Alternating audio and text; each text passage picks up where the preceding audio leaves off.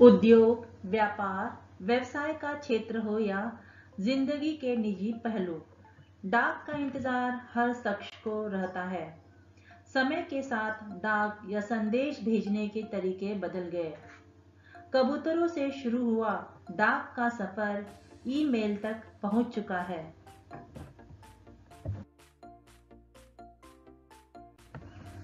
जब डाक को आधुनिक सुविधाएं नहीं थी, तब कबूतर ही संदेश वाहक का काम करते थे।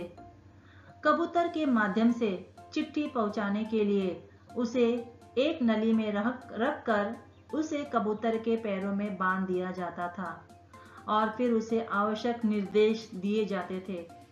रास्ता कितना ही लंबा क्यों न हो, वे कभी भटकते नहीं थे। वाटरलू का प्रसिद्ध युद्ध जीतने का समाचार सर्वप्रथम कबूतर द्वारा ही दिया था। प्रथम विश्व युद्ध में इन कबूतरों के कार्य से उन्हें फौजी मेडल प्रदान कर सम्मानित किया जाता था।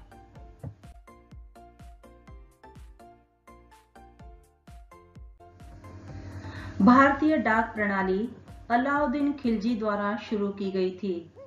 उसने घुड़सवारों का जाल फैलाकर रखा था। उस समय पैदल घुड़सवार डाकिये चिट्ठी इधर उधर लेकर जाया करते थे।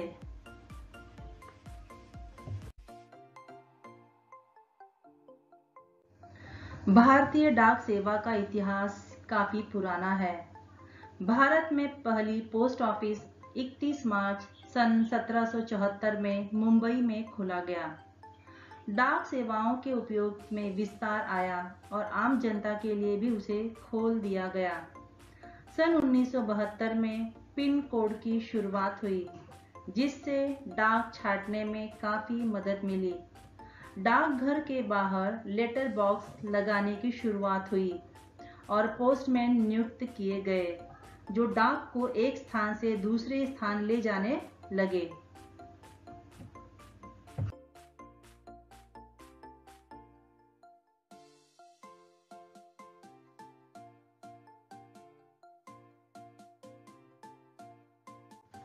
डाकिया परिश्रमशील व्यक्ति है। डाकिये का कार्य बड़ा थका देने वाला होता है। डाकिया लेटर बॉक्स से पत्रों को निकालता है, उसे छांटकर अलग करता है, फिर उसे उसके लिखे पते के अनुसार एक मोहल्ले से दूसरे मोहल्ले, एक गली से दूसरी गली तथा एक घर से दूसरी गली तक वह पत्रों को पहुंचाना होता है। लोग उसकी प्रतीक्षा व्याकुल होकर करते हैं।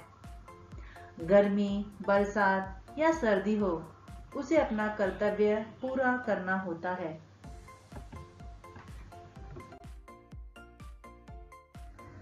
अब से कुछ दशक पहले तक संदेश भेजने के लिए कागज और कलम की जरूरत पड़ती थी, लेकिन आज ये संदेश कागज पर लिखकर नहीं, अपितु मोबाइल फोन से SMS से भेजा जाने लगा।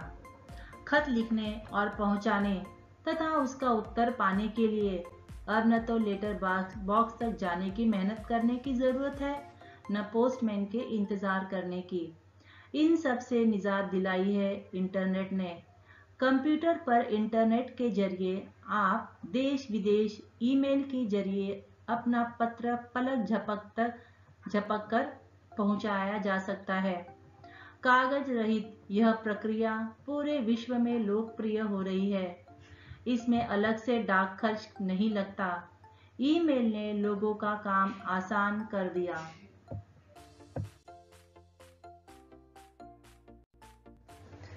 पत्र लेखन।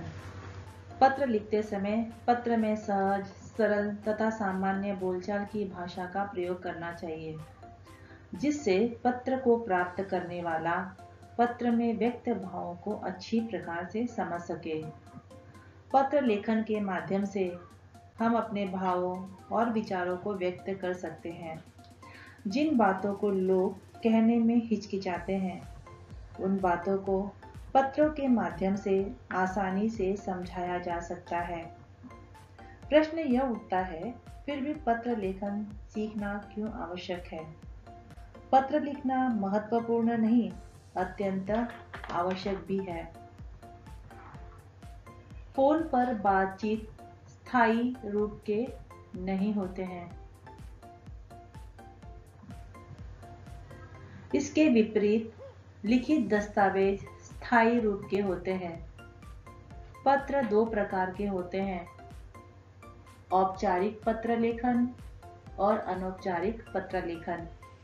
औपचारिक पत्र उन्हें लिखा जाता है जिनसे हमारा निजी संबंध नहीं होता है, जैसे व्यवसाय से संबंधित प्रिंसिपल को पत्र लिखना है, प्रार्थना पत्र, आवेदन पत्र, सरकारी विभाग को लिखे पत्र।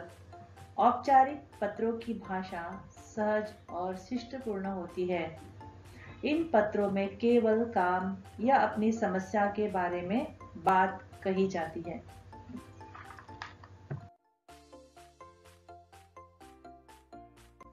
औपचारिक पत्र। औपचारिक पत्र लिखते समय ध्यान में रखने वाली बातें। पहला है प्राप्तकर्ता का पता, जिसे हमें पत्र भेजना है उसका पता। औपचारिक पत्र लेखन करते समय सबसे पहले बाईं ओर प्रति शब्द लिखना चाहिए। उसके नीचे पत्र प्राप्तकर्ता का नाम और पता पिन संख्या के साथ लिखना चाहिए। दिनांक अब प्रेषक के नीचे न लिख करके प्राप्तकर्ता या संबोधन के ऊपर की पंक्ति पर बाईं ओर लिखना चाहिए। दूसरा है विषय तथा संदर्भ। पता लिखने के बाद नीचे की पंक्ति पर विषय तथा संदर्भ लिखकर पत्र लिखने का हेतु दो पंक्तियों में स्पष्ट करना चाहिए। उसके बाद तीसरा है संबोधन। औपचारिक पत्रों में संबोधन पद के अनुसार करना चाहिए, जैसे महोदय, महोदया, माननीय महोदय, मान्यवर महोदया, आदरणीय महोदय आदि।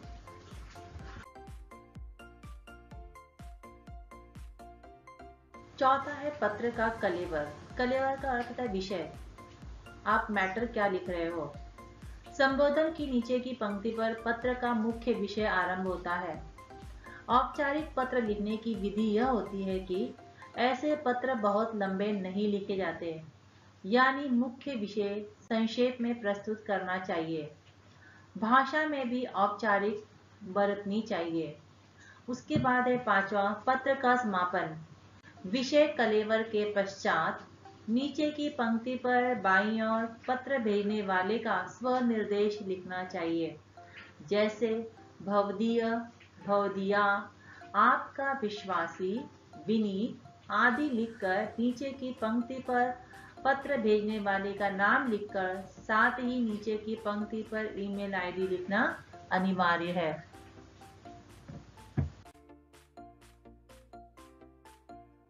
दूसरा प्रकार है अनौपचारिक पत्र। पहला दिया है संबोधन तथा अभिवादन। अनौपचारिक पत्र में पत्र के बाईं ओर तिथि लिखनी चाहिए। उसके नीचे प्राप्तकर्ता का नाम लिखकर नीचे की पंक्ति पर रिश्तों तथा छोटे बड़ों के अनुसार संबोधन और अभिवादन करना चाहिए। इस पत्र में विषय तथा संदर्भ नहीं लिखे जाते हैं। दूसरा है पत्र का आरंभ तथा विषय कलेवर। अनौपचारिक पत्र में आरंभ में जिसको पत्र लिखा जाता है उसका एक दो पंक्ति में कुशल क्षेम पूछना चाहिए। उसके पश्चात दो तीन परिच्छेदों में बांटकर मुख्य विषय को लिखना चाहिए। विषय सरल भाषा में होनी चाहिए।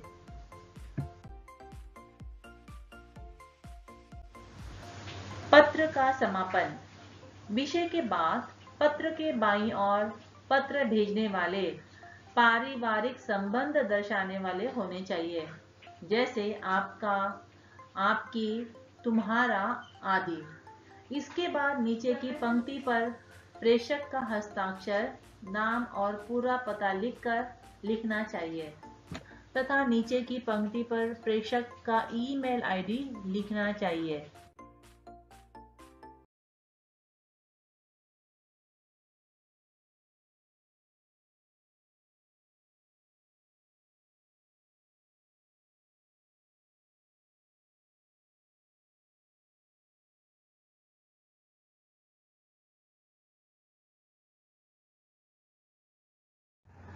रेड मार्जिन के अंदर हमें दिनांक लिखना है और हमारा निबंध क्रमांक लिखना है जो है 4। अब यहाँ पर देखेंगे राइट से हैंड साइड पे हमें पत्र लेखन, यह बीच में हेडिंग लिखना है, शीर्षक के रूप में लिखना है। उसके बाद आपको दिनांक से शुरुआत करना है, एक लाइन छोड़ेंगे, उसके बाद लिखेंगे प्रति। और यह पत्र हमें किसे लिखना है? स्वास्थ्य अधिकारी, मुंबई महानगर पालिका, दादर, मुंबई 400028। अब इसका हमें मेल क्रिएट करना है, ईमेल एड्रेस क्रिएट करना है। तो mmm@gmail.com, इस तरह से मैंने इसे मेल क्रिएट किया है। आपको यह राइट साइड हैंड पर ही लिखना है, आपको सुंदर अक्षरों में बिना गलती किए इसे लिखना है।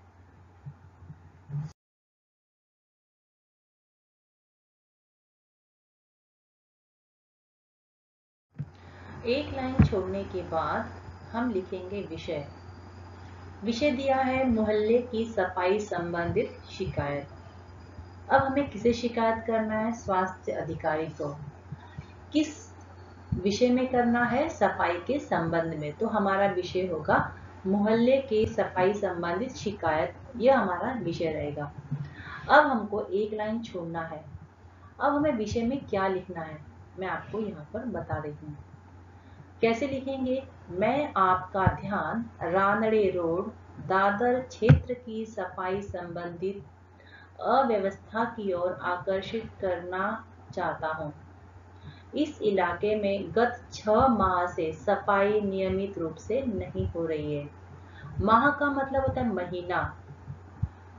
अब हम स्वास्थ्य अधिकारी को ध्यान आकर्षित कराना है, तो हमें एड्रेस देना है। हमारा क्षेत्र क्या है, उस क्षेत्र का एड्रेस लिखते हुए हमें उनका ध्यान आकर्षित करवाना है। सफाई कर्मचारी यहाँ नियमित रूप से सफाई नहीं करते हैं, इसीलिए नाले कूड़ों से भरे रहते हैं। कूड़ा का मतलब होता है कचरे से, नाले मतलब गटर, भरे रहते हैं। गलियों में गंदा पानी तथा कचरा यहाँ वहाँ फैला रहता है। कूड़ेदानों में, यानी कूड़ेदान जहाँ पर कचरा जमा होता है, कूड़ेदानों में कूड़े के ढेर से सड़ते रहते हैं। जहाँ गंदगी में मक्खी और मच्छर पनपते हैं। सप्ताह बीत जाने पर भी गाड़ियां कूड़ा उठाने नहीं आती है। गंदगी व बदबू के मारे जीना दूभर हो गया है। दूभर का मतलब था मुश्किल, इतनी गंदगी है और बदबू आ रही है कि हमारा जीना मुश्किल हो गया है। साथ साथ मच्छरों का प्रकोप भी बढ़ गया है। इस तरह से हमें यह पैराग्राफ पूरा करना है।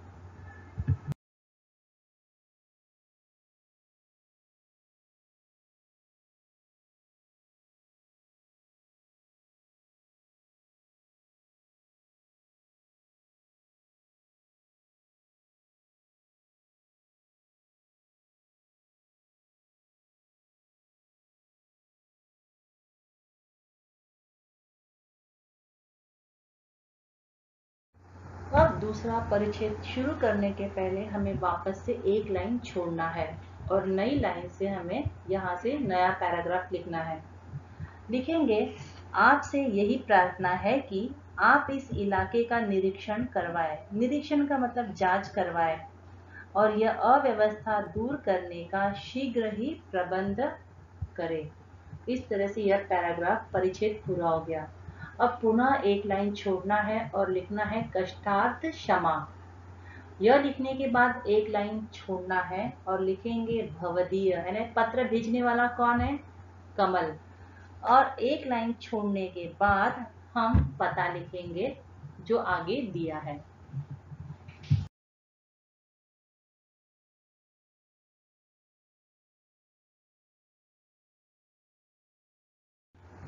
हम पुनः एक लाइन छोड़ करके लिखेंगे पता कमल Pandey, Lakshmi Bhavan, block number 30/7, Ranade road, Dadar, Mumbai 400028। यह पता लिखने के बाद हमें पत्र लिखने वाला कौन है? कमल पांडे। तो उसका मेल एड्रेस क्रिएट करना है, तो हम लिखेंगे kamal@gmail.com। इस तरह से यह पत्र यहीं पर समाप्त हो रहा है। आपको सुंदर अक्षरों में यह पत्र लिखना है, गलती नहीं करना है। जितना साफ सुथरा सुंदर अक्षरों में आप पत्र लिखोगे उतना ही आपको मार्क्स अच्छे मिलेंगे। धन्यवाद।